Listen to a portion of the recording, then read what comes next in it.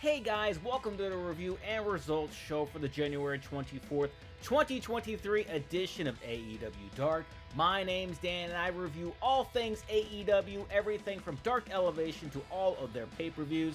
So if you missed the show and you wanted a quick recap, or if you want the show and you want a place to talk all things AEW, you can do so right here. So please go right below this video, click that like button, the subscribe button, and the notification bell, because I'm going to let you see all reviews that I do, but also helps others to find my channel. And without any further ado, let's get to the review. The show kicked off with Dr. Britt Baker, D.M.D, making her triumphant return back to Dark and faces the always awesome Billie Starkz.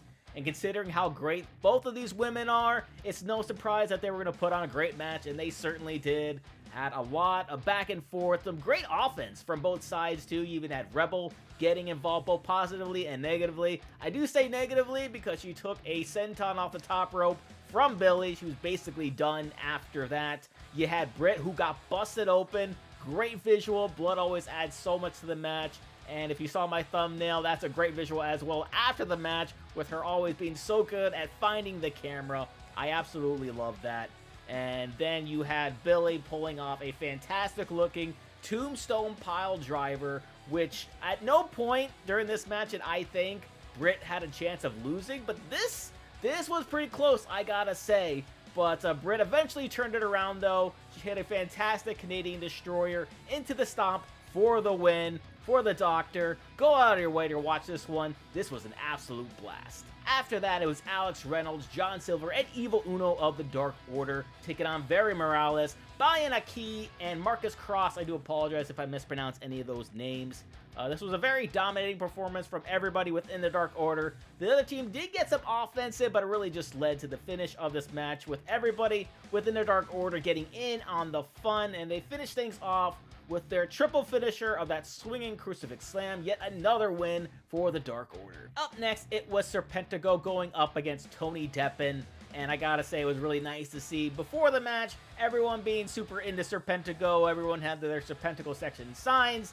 Then you have Serpentico in this match to begin with, because he's normally in tag team action or trios action recently with the Spanish Announce Project, SAP for short. First off, I absolutely love that. But I love the fact that he's in the singles match, because we get to see how versatile he is in the ring, how fun he is in the ring, and he really is both of those things. And then you got to see both Luther and Angelico try to get involved, trying to help Serpentico out. And hilariously, both of them get caught, and again, hilariously, both get thrown out of the match. This was super fun. And then you had Tony Deppen, who was also very impressive, very hard-hitting, and he pulls off one hell of a win with an arm drag and a very fantastic-looking pin, where it was just absolutely impossible for Serpentico to get out of it. Good win for Tony Deppen. Very fun match to watch. Then we had Cezar Bononi versus Matt Sydal, who are both making their AEW debut for 2023, and I love the fact that they mentioned Peter's hair, because Peter Avalon did accompany Cezar to the ring, and this was obviously recorded before he got his haircut. So they had to jokingly say, oh, he got hair extensions put in. How else would his hair look like that if this was recorded recently, when clearly it wasn't? I got a huge laugh out of that, probably much longer than it should have been.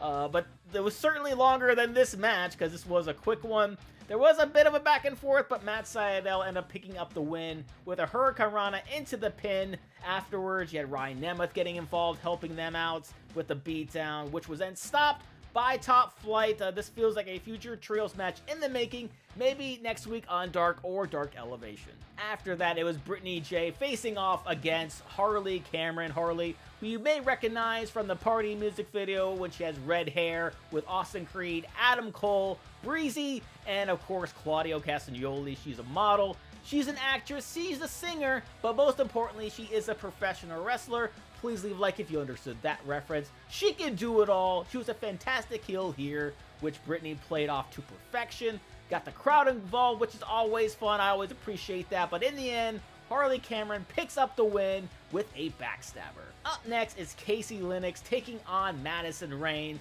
This was another quick one. Kaci was able to get some offense in, show off some of her strength. But unfortunately for her, it's Madison who picks up the win here by sending Kaci face first into the mat. Ooh, that looked brutal.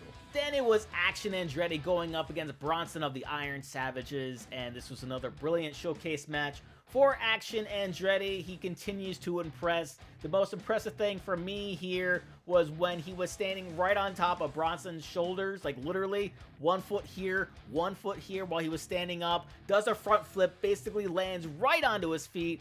I can't even begin to imagine the amount of balance both of those men must have to be able to pull that off, but it looked so damn good. You need to go back and watch this one. Then you had Bronson, who looked great as well, doing a pretty good tope, got a lot of good offense and a lot of hard-hitting offense, but not to be outdone here, Andretti does not one, but 2 topes to the outside, one basically overshooting him at one point, but it still looked pretty good.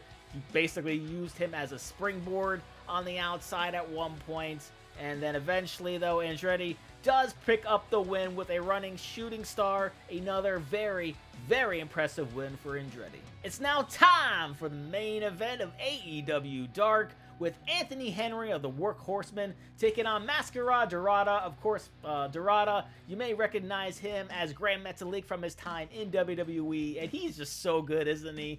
That Acai moonsault that he does is so crisp, so fluid, looks so great every single time he doesn't.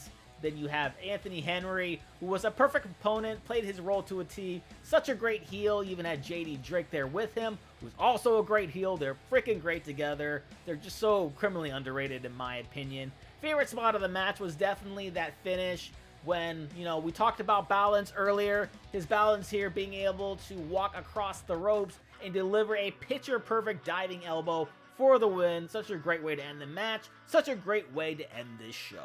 And that was AEW Dark. What'd you guys think about it? Please let me know down in the comment section below. Standout matches for me. First, the opener between Billie Starkz and Britt Baker. Fantastic stuff there. You had Action Andretti showing why he's ascending the way he is against Bronson. And then, of course, that main event where Mascara Dorada just absolutely amazed everybody with his offense against Anthony Henry.